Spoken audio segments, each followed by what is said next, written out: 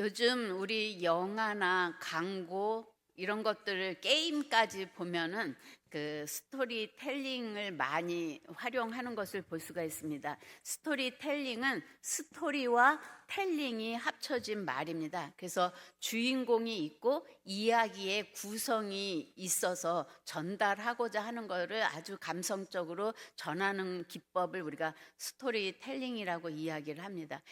웅진 코웨이 정수기를 설명하면서 광고를 하면서도 기술적인 거를 기술하기보다는 임신한 엄마가 누워서 웅진 코웨이 물을 마시면 그 물은 나의 소중한 태아에게 5분 안에 생명으로 전달됩니다. 뭐 이런 식으로 하나의 광고를 하더라도 감성을 섞어서 이야기를 만들어서 전달하는 게 스토리텔링입니다. 근데 성경 이야기도 원래는 문서로 전달된 게 아니라 구전으로 스토리텔링으로 전달이 됐습니다. 근데 문자화하면서 그 의미가 많이 축소된 부분들도 있습니다. 우리도 어렸을 때 할머니들이나 어르신들에게서 옛날 이야기를 들으면서 교훈을 받는 그 스토리텔링 가운데서 우리가 자랐던 그런 경험들이 있습니다. 오늘 본문은 이스라엘 백성들이 애굽에 400년 동안 종살이 했던 이스라엘 백성들이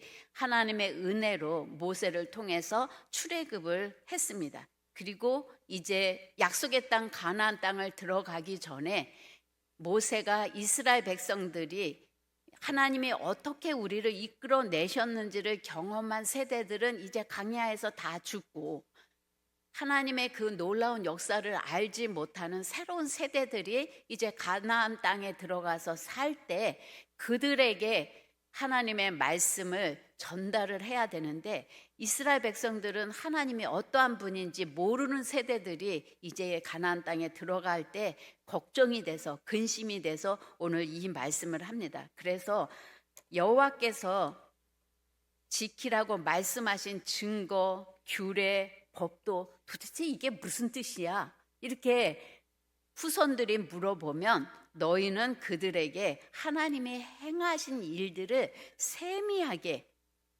스토리텔링을 통해서 전달하라, 그렇게 오늘 명령을 하고 있습니다. 신명기 6장 20절에서 21절의 말씀입니다. 후일에 내 아들이 내게 묻기를 우리 하나님 여호와께서 명령하신 증거와 규례와 법도가 무슨 뜻이냐 하거든 너는 내 아들에게 이르기를 우리가 옛적에 애굽에서 바로의 종이 되었더니 여호와께서 권능의 손으로 우리를 애굽에서 인도하여 내셨나니. 오늘 후손들이 이 규례는 왜 지킵니까?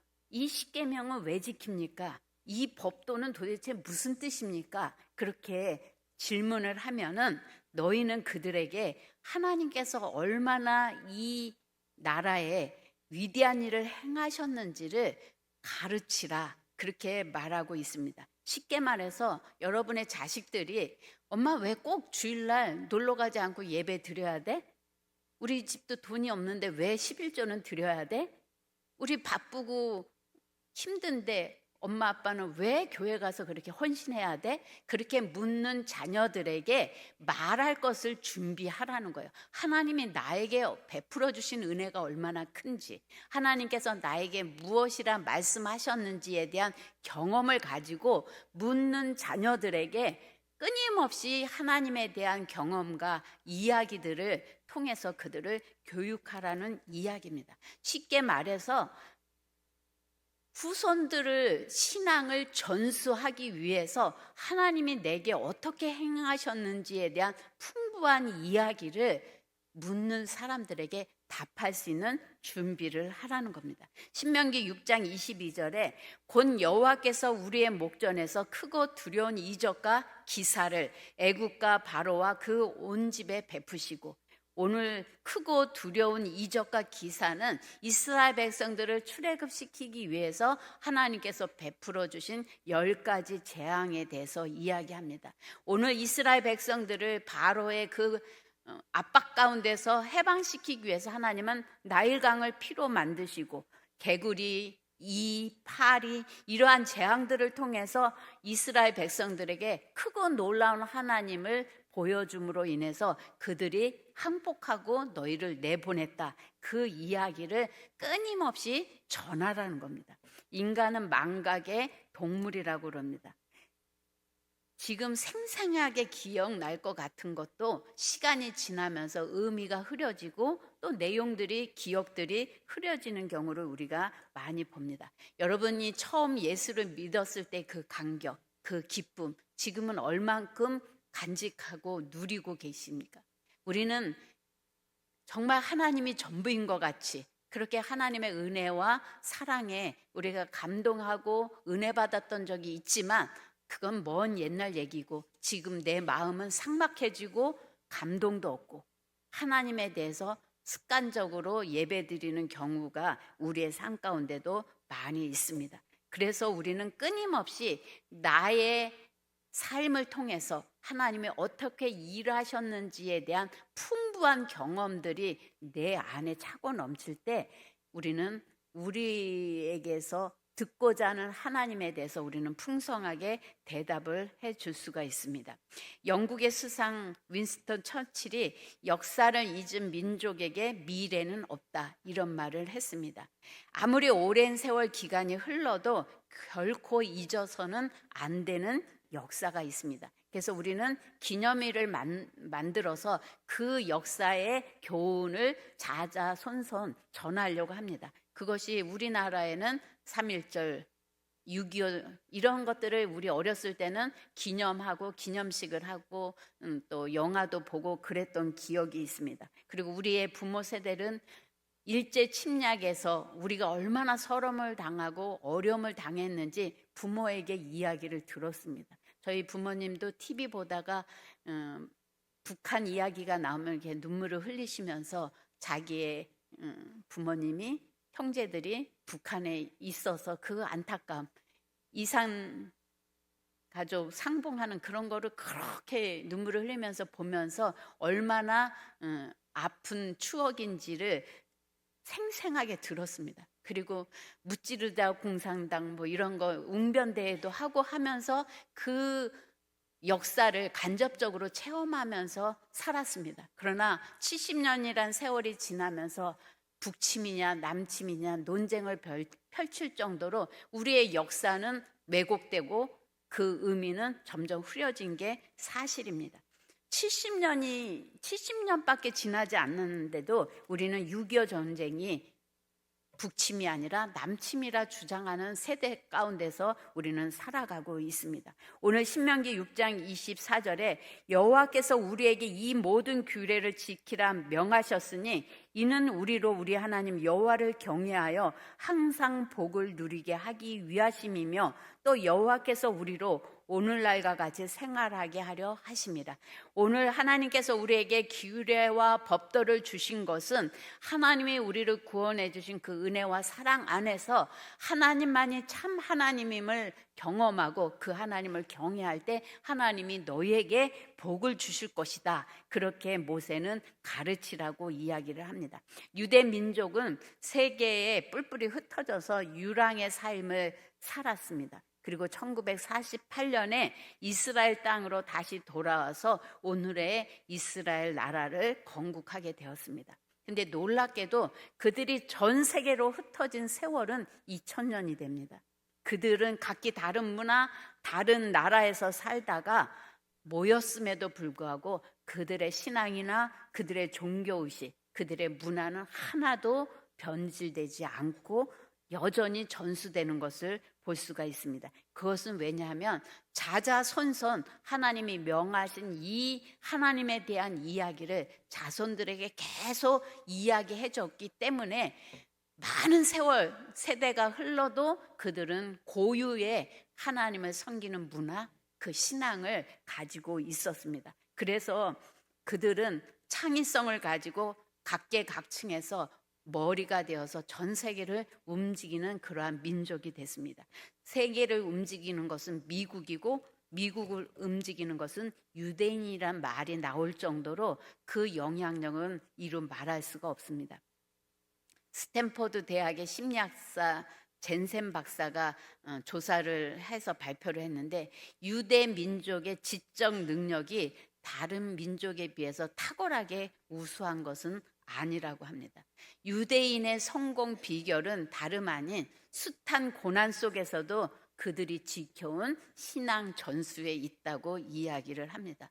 그래서 우리도 우리의 최고의 선교지, 제1의 우선순위를 둬야 될 선교지는 우리의 자녀임을 우리가 기억했으면 좋겠습니다.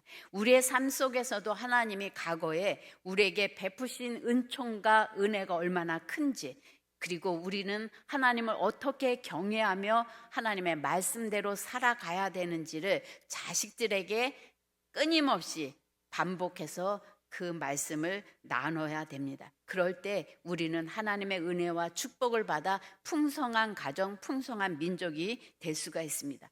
우리가 신앙을 전수하려면 내가 만난 하나님의 이야기가 풍성해야만 전할 수가 있습니다.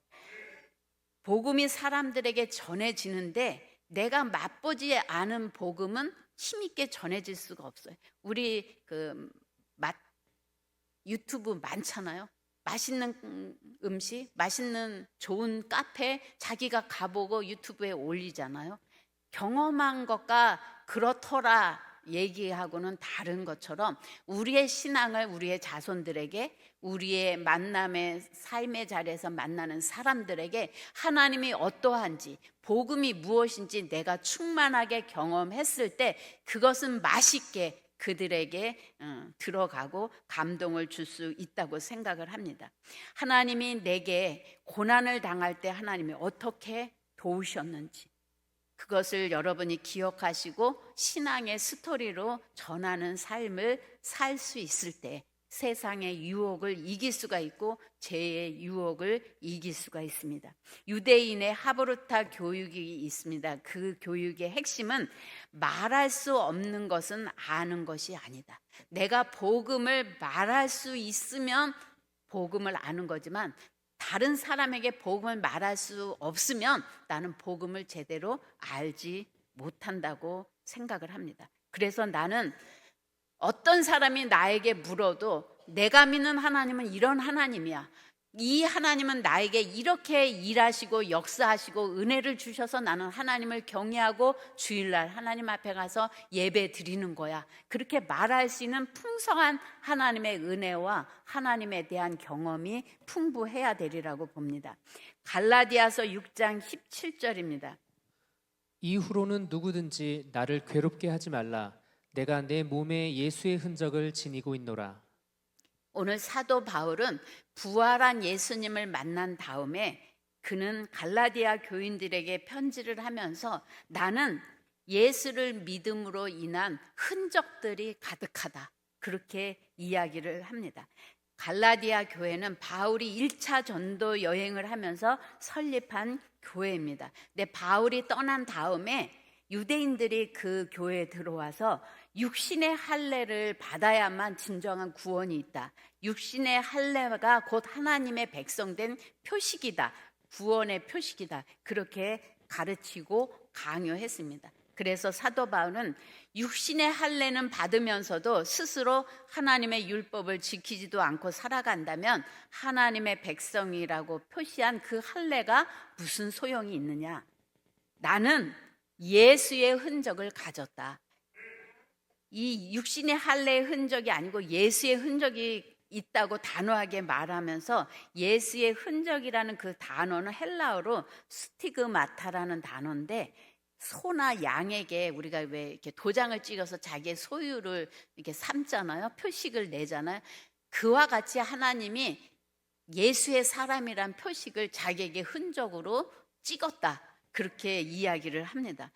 고유한 그 문자, 그 문양을 소에다가 인두나 이런 거로 해서 찍어서 표식을 하듯이 사도 바울의 온 영혼 육에는 예수의 흔적이 곳곳에 있다고 그렇게 본인은 고백을 합니다. 사도 바울이 몸에 지닌 예수의 흔적은 무엇일까요? 오늘 바울은 예수 그리스도의 제자로서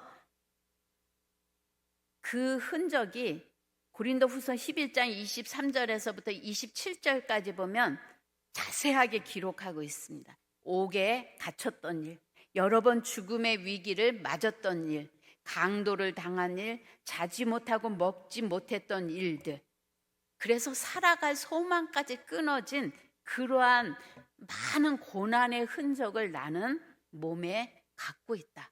나는 내가 구원받고 하나님의 사도로서 헌신하면서 받은 그 흔적들을 내 몸에 지니고 있다. 그렇게 사람들에게 당당하게 전할 수 있었습니다. 그러면서 그 예수의 흔적이 얼마나 영광스러운지, 얼마나 자랑스러운 건지를 그렇게 이야기를 합니다. 근데 오늘날 이 시대를 살아가고 있는 성도와 교회는 육신을 위한 세상적인 흔적으로 가득합니다. 예수를 위한 삶의 흔적이 아니라 세상에서 지치고 상하고 세상에서 누렸던 여러 가지 영광, 제약, 이러한 흔적들은 가득할지 모르지만 예수님 때문에 받은 흔적들은 거의 찾아보기 어려운 신앙생활을 하고 있습니다. 우리의 삶에는 예수의 흔적이 남기기를 두려워하기까지 하고 거부하는 이들도 많이 있습니다. 여러분에게는 예수의 흔적이 가득합니까? 아니면 세상의 흔적들이 가득합니까? 우리의 삶이 하나님께서 주신 사명이 싫어서 자기의 사상, 자기의 경험, 자기의 어떤 논리에 맞지 않는다고 회피했던 요나 선지자의 흔적이 가득한지, 세상의 풍요와 유익을 위해서 살아가는 세상의 흔적들이 가득한지 여러분 자신을 돌아보는 시간이 되셨으면 좋겠습니다. 하나님께 무릎 꿇고 눈물 흘리며 기도하는 기도의 흔적, 기도의 자리, 하나님께 예배 드리기 위해서 불편함과 손해를 감수하면서 하나님 앞에 예배 드렸던 그 흔적들, 전도를 위해서 수많은 모욕을 당하고 거절을 당하면서 그 낯선 사람들에게 전도지를 전했던 그 흔적들, 힘들고 어렵지만 주님의 교회를 위해서, 주님의 사역을 위해서 헌신하며 희생했던 물질, 시간, 그런 봉사의 시간들이 여러분에게 가득한지 여러분 자신을 돌아보셨으면 좋겠습니다. 우리가 장차 예수 그리스도 앞에 설 때 우리가 이 땅에서 받은 예수의 흔적은 수치와 부끄러움이 아니라 칭찬과 영광이 될 것입니다. 억울하고 힘든 삶 가운데 기도하며 돌파한 역동적인 삶의 이야기가 여러분에게 풍성해서 전해지기를 바랍니다. 오늘 우리 교회가 부흥하려면 여러분이 하나님 앞에 희생하고 헌신하고 봉사하면서 누렸던 기쁨, 영광, 감격, 그것들이 풍성해질 때 이웃 사람들이, 여러분 주변에 있는 사람들이 여러분이 믿는 하나님께 관심을 갖고 이 교회에 관심을 갖고 찾아오리라고 봅니다. 성경은 자기가 만난 하나님에 대해서 고백한 예수의 흔적들, 신앙생활하면서 내게 전해졌던 그 감격과 감동을 스토리텔링한 사람들의 이야기로 가득 찹니다. 누가복음 1장 46절에서 48절입니다.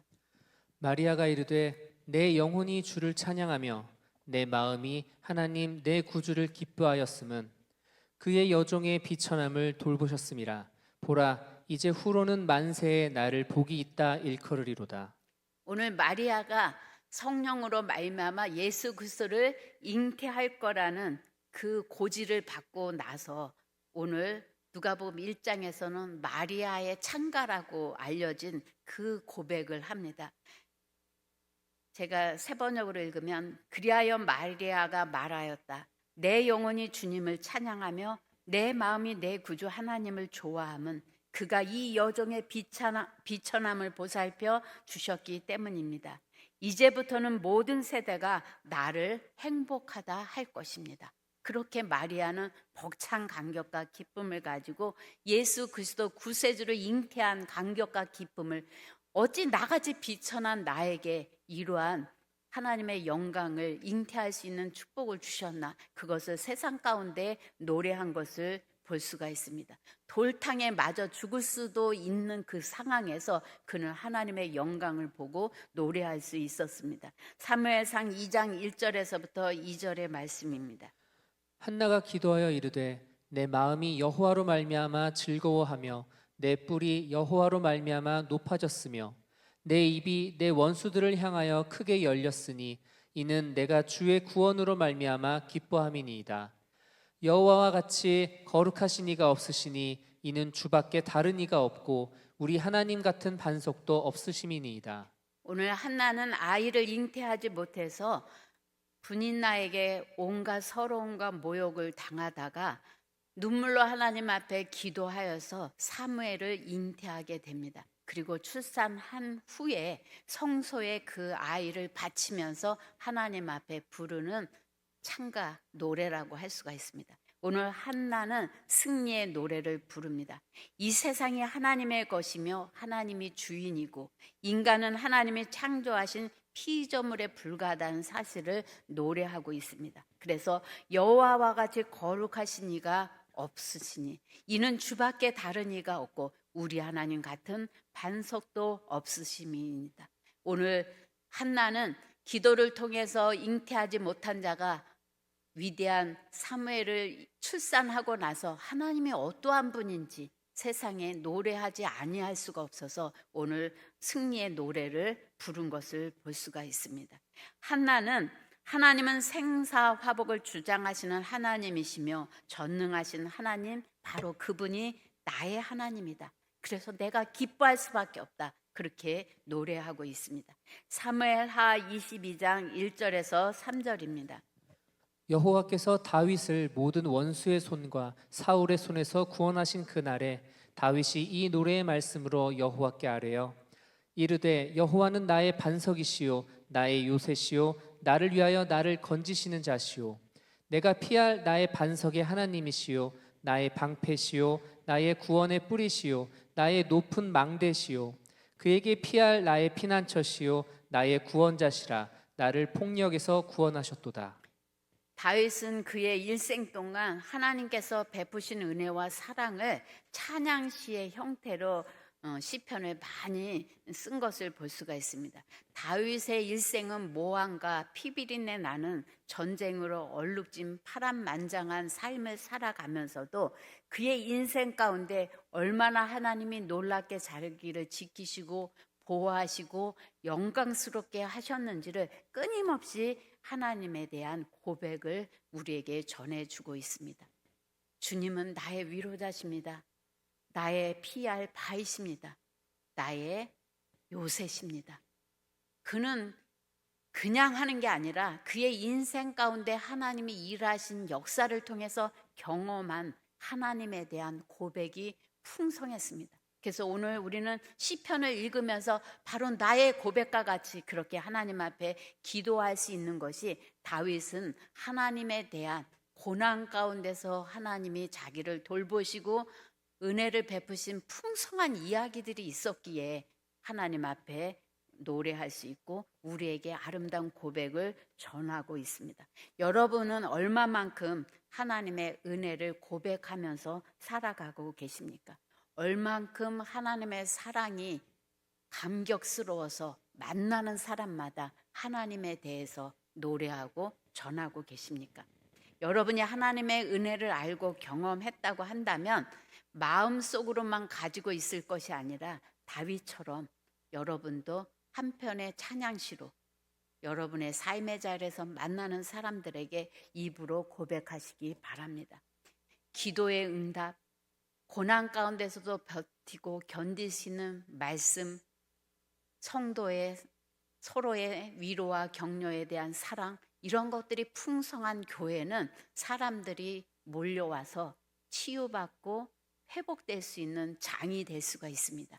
그러나 하나님에 대한 경험이 빈약하다고 한다면 우리는 세상에서 찢기고 상한 영혼들을 어루만질 수 있는 힘이 없습니다. 저는 부디 여러분의 인생이 여러분의 가족에게 끊임없이 아침마다 밤마다 시간이 되면 하나님에 대한 아름다운 여러분만의 스토리텔링으로 고백했으면 좋겠습니다. 나는 주일에 하나님 앞에 피곤하지만 가서 예배 드리면 나는 한 주 살아갈 힘이 난단다. 너도 한번 경험했으면 좋겠어. 물질이 쪼들리고 힘들 때 11조를 떼면서도 나는 이렇게 가난하고 어려웠는데 하나님 앞에 이렇게 11조를 드리면서 하나님이 우리의 일용할 양식을 공급해 주셨단다.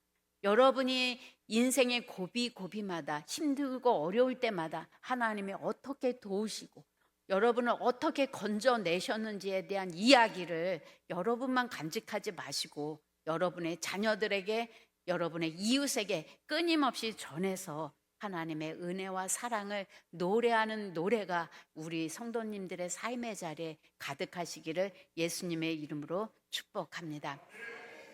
저는 하나님에 대해서 이야기할 때 우리 청년들에게 나는 너무 내성적이라 정말 교회도 혼자 못 가갖고 친구를 전도해갖고 그 친구 손 붙잡고 1, 2년을 걔 뒷공무니만 따라다녔었어.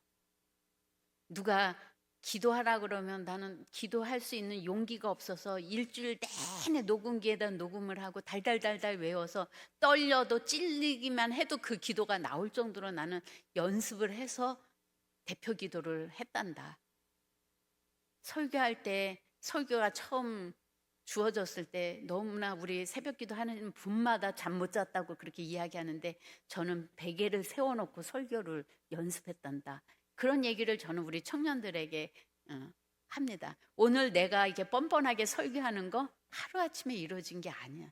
나도 부단히 심장이 터지는 것 같은 떨림을 부여잡고 연습해서 오늘의 내가 됐단다. 너도 할 수 있어. 그러면 정말 저도 변화될 수 있다는 소망을 가졌어요. 이렇게 얘기하는 어린 청년들을 보면서 더 많은 이야기들을 해줘야 되겠다 그런 생각을 했습니다. 우리 하나님의 사랑을 다 받고 오늘 여기 이렇게 존재하잖아요.